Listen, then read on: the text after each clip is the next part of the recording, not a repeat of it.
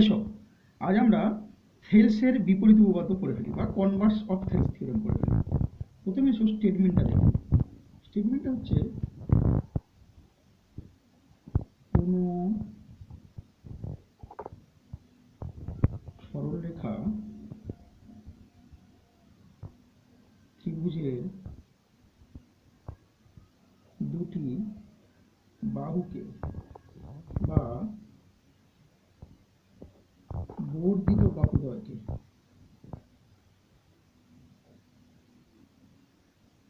সমানুপাতে বিভক্ত করবে।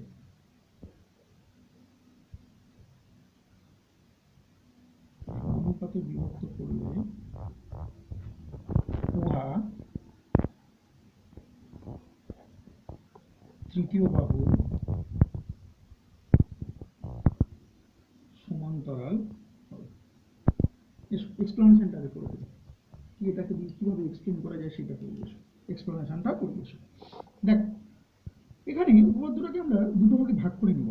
ত্রিভুজের দুটি বাহুকে একটা আর বর্ধিত বাহুদ্বয়কে একটা, ঠিক আছে? এইটুকুর জন্য একটা আর এইটুকুর জন্য একটা। এসব তাহলে দুটো ভাগে ভাগ করি। এখানে একটা ত্রিভুজ আছে,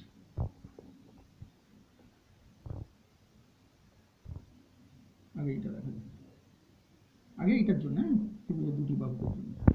তাহলে মনে করছি এবিসি একটা ত্রিভুজ, এখানে পিকিউ রেখাংশ এবি আর এসিকে সমানুপাতে বিভক্ত করেছে, সমানুপাতে বিভক্ত করলে বলেছে। ওকে, তাহলে সমানুপাতে বিভক্ত, দ্যাট মিনস কি দাঁড়াচ্ছে তাহলে AP divided by PB equals to A Q divided by C Q. Okay, এইটা আমাদের বলে দেওয়া আছে। প্রমাণ করতে হবে এক্ষেত্রে পি কিউ সমান্তরাল বিসি। এটা থেলস থিওরেমের সঙ্গে গুলিয়ে ফেলো না। থেলস থিওরেমে এইটা বলে দেওয়া ছিল, পি কিউ সমান্তরাল বিসি বলে দেওয়া ছিল, আমাদেরকে প্রমাণ করতে হয়েছিল এইটা, ঠিক আছে? এক্ষেত্রে বিপরীত উপপাদ্যতে এইটা বলে দেওয়া আছে, প্রমাণ করতে হবে এটা। এসবের বর্ধিত বাহুদ্বয়কের ব্যাপারটা একটু দেখে নিই।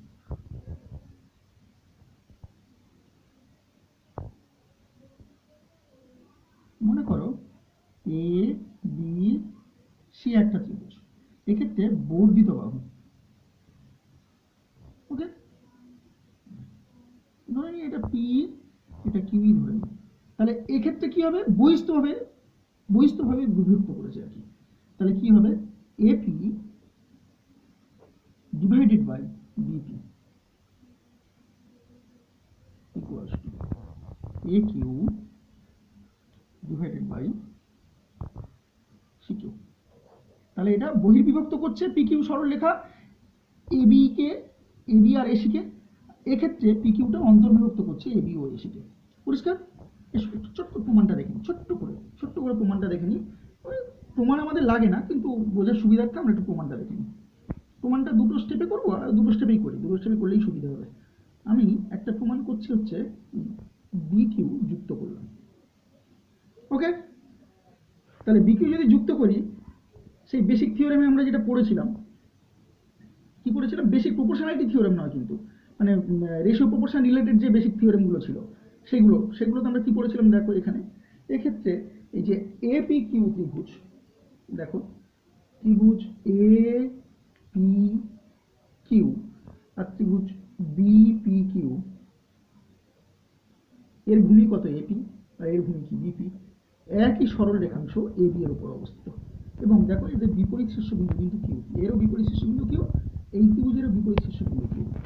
ওকে, আচ্ছা, বোঝার সুবিধার্থে আমি একটু যদি কালার করে দিলে সুবিধা হয় তো কালার করে দিচ্ছি, তাহলে বুঝতে সুবিধা হবে। এই ত্রিভুজটা, ঠিক আছে, এপি কিউ ত্রিভুজ, আর একটা হচ্ছে বিপি কিউ ত্রিভুজ।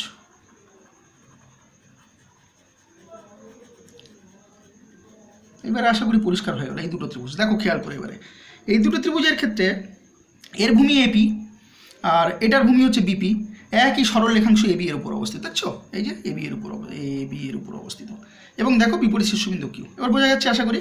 তাহলে এক্ষেত্রে আমরা কি লিখতে পারি, ত্রিভুজের ক্ষেত্রফলের অনুপাত ভূমির অনুপাতের সমান। তার মানে ত্রিভুজ এপিকিউ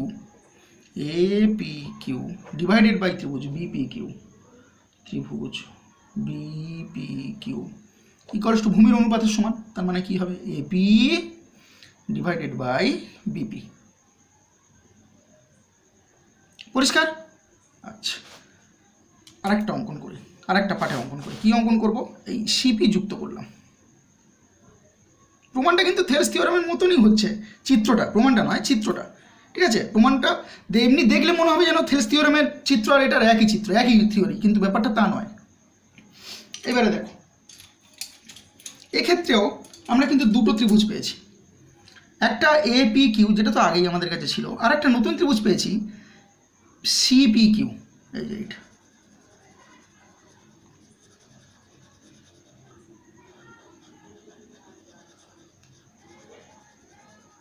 হলো, দেখো এক্ষেত্রে একই ভূমি, কিন্তু একই ভূমি নয়, ভূমি একই সরল রেখায় অবস্থিত।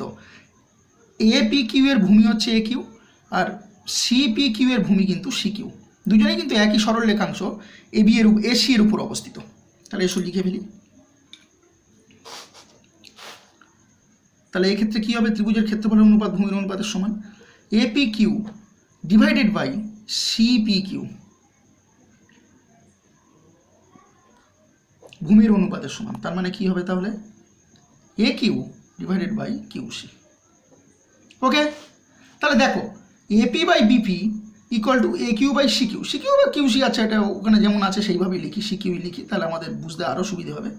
ওকে, তাহলে দেখো দুটো সমান, এই যে দেখো, এখন তো আমরা দেখছি এই যে যেটা আমরা ধরে নিয়েছি এপি ডিভাইডেড বাই বিপি, যেটা প্রদত্ত আর কি, সোজা কথায়, divided by A Q by C Q, এটা প্রদত্ত। তার মানে এই দুটো সমান। তাহলে অতএব ত্রিভুজ এপি কিউ ডিভাইডেড বাই ত্রিভুজ বিপি কিউ ইকুয়ালস টু ত্রিভুজ এপি কিউ ডিভাইডেড বাই ত্রিভুজ সিপি কিউ। পরিষ্কার? তাহলে দেখো এই এপি কিউ দুদিক দিয়ে ক্যান্সেল হয়ে যাচ্ছে, ক্যান্সেল হয়ে গেলে তাহলে কি দাঁড়াচ্ছে, তাহলে এটা যদি কোনাকুনি গুণ হয়ে যায়, আচ্ছা ক্যান্সেলটা করে আগে দেখিয়ে দিই, ত্রিভুজ BP Q equals to 1 by ত্রিভুজ সিপি কিউ। 1 বাই ত্রিভুজ, এটা মানে কি, এটা ক্যান্সেল, এই দুটো ক্যান্সেল হয়ে গেল, এটা যদি ক্যান্সেল হয়ে যায় তাহলে এটা থাকে, এবার কোনাকুনি গুণ করো।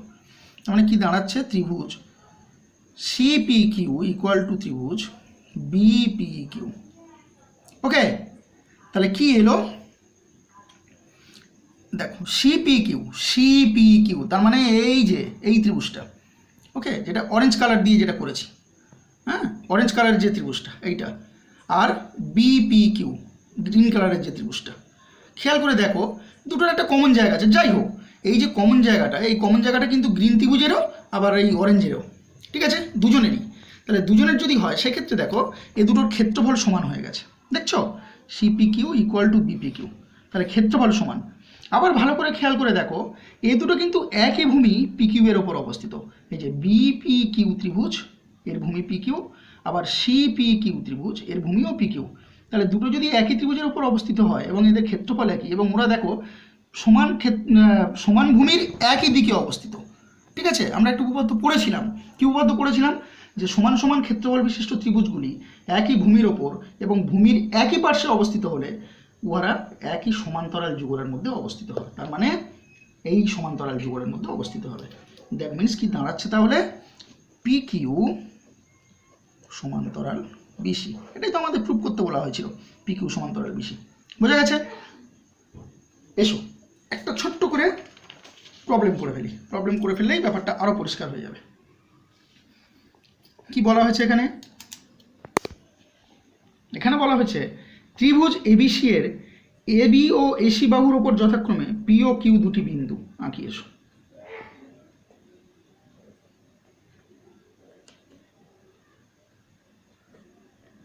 এ বি সি ত্রিভুজের এবি এসি বাহুর উপর পি ও কিউ দুটি বিন্দু, এর উপর পি আর কিউ দুটো বিন্দু, পি কিউ দুটো বিন্দু। এপি ইকুয়াল টু 8 সেমি, বেশ তাহলে একটু যোগ করে দিই বরং, হ্যাঁ, এপি ইকুয়াল টু 8 সেমি বলে দেওয়া আছে, এটা 8 সেমি বলে দেওয়া আছে। বিপি ইকুয়াল টু 12 সেমি বলে দেওয়া আছে, বিপি ইকুয়াল টু 12 সেমি বলে দেওয়া আছে। এ কিউ ইকুয়াল টু 6 সেমি বলে দেওয়া আছে। আর সিকিউ ইকুয়াল টু 9 সেমি বলে দেওয়া আছে। তাহলে বলছে প্রমাণ করো পিকিউ সমান্তরাল বেশি, পিকিউ সমান্তরাল বেশি। তাহলে আমরা থেলসের বিপরীত উপপাদ্য থেকে কি জানি, যে এই দুটোর অনুপাত করব, অনুপাত করলে এটার অনুপাত করব আর এটার অনুপাত করব, যদি অনুপাত দুটো সমান হয় তাহলে বলবো হ্যাঁ। তাহলে এসো solution. AP divided by BP equals to 8 divided by 12। কত হবে তাহলে? 4 দিয়ে কাটলে 4 দুগুণে 8, 3 4 12, 2/3। এবার এসো আবার এ কিউ ডিভাইডেড বাই কিউসি কত হবে তাহলে? 6 ডিভাইডেড বাই 9, 3 দিয়ে কাটলে 2, 3 দিয়ে কাটলে 3, তাহলে 2/3। তাহলে দেখো দুটোই সমান হলো কিন্তু। তাহলে অতএব এপি ডিভাইডেড বাই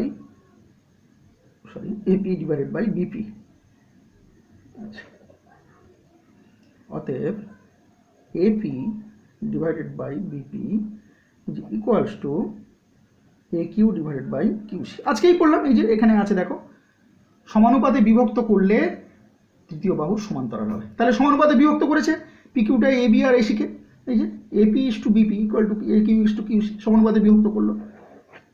তাহলে অতএব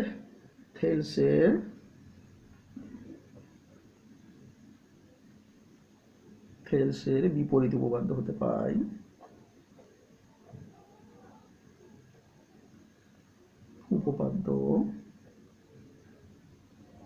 কি পাবো তাহলে? পি কিউ সমান্তরাল বেশি, প্রমাণিত। বোঝা গেল? তাহলে আজকে এইটুকু থাক, নেক্সট দিন আবার অন্য কিছু করা যাবে।